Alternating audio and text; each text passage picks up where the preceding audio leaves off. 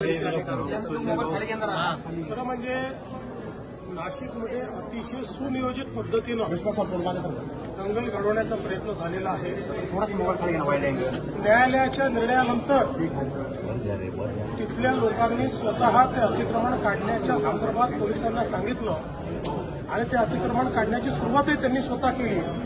त्याचवेळी ही सगळी जी मंडळी दंगलीमध्ये दिसत आहेत या मंडळींनी जाणीवपूर्वक त्या ठिकाणी दगडफेक केली, जाणीवपूर्वक त्या ठिकाणी दंगा तयार केला आणि म्हणूनच त्यांच्यावर कडक कारवाई जी आहे ती करण्यात येते। पाणी टंचाईचा विषय संजय राऊत म्हटले सरकारची अनास्था आहे त्यामुळे पाणी टंचाई। कोण संजय राऊत? यवतमाळमध्ये एका 12 वर्षाच्या मुलीचा मृत्यू पाणी आणताना गेलेला आहे। त्याबरोबर 6 लोकांना चैन करावी लागते तिथं पाणी काढण्यासाठी। तिथं पण अनेक लोकांचा मृत्यू आहे। निश्चितपणे अशा जिथे टंचाई आहे तिथे आपण कलेक्टरला अधिकार दिलेले आहेत।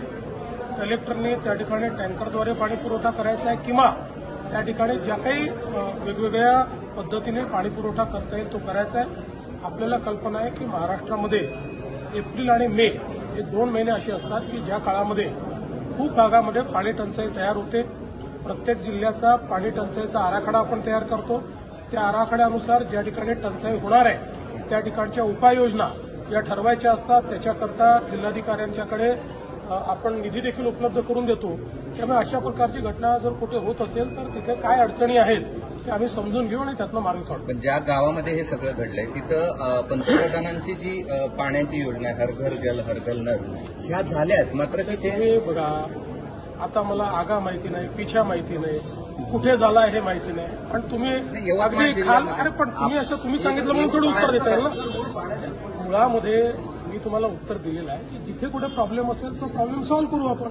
भगवद्गीतेचा सन्मान हा आंतरराष्ट्रीय पातळीवर झाला आहे। युनेस्कोच्या यादीमध्ये भगवद्गीता आणि भरतमुनीच्या नाट्यशास्त्राचा समावेश करण्यात आला आहे। ही भारतासाठी आनंदाची बाब आहे। फार आनंदाची बाब आहे। याचं कारण आहे की भगवद्गीता हा केवळ धार्मिक ग्रंथ नाही आहे।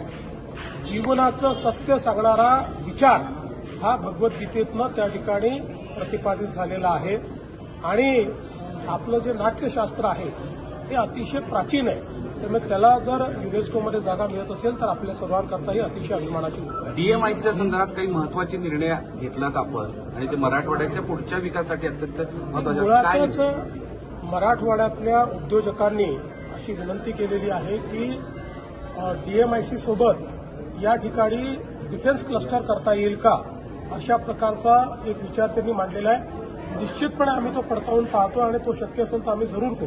स्थानिक पातळीवरच्या याच्यावर मी परवाच बोललो संमेलन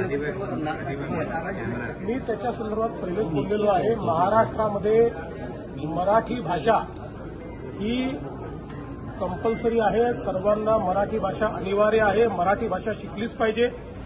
त्याच्यासोबत दुसरी कुठली भाषा शिकायची असेल तर ती भाषा शिकता येते। आणि मला कधी कधी आश्चर्य वाटतं की हिंदीला विरोध आणि इंग्रजीला का नाही, इंग्रजीला पालख्या आणि हिंदीला विरोध, हे कुठले विचार आहे? त्यामुळे मराठीला जर कोणी विरोध केला तर आम्ही सहन करणार।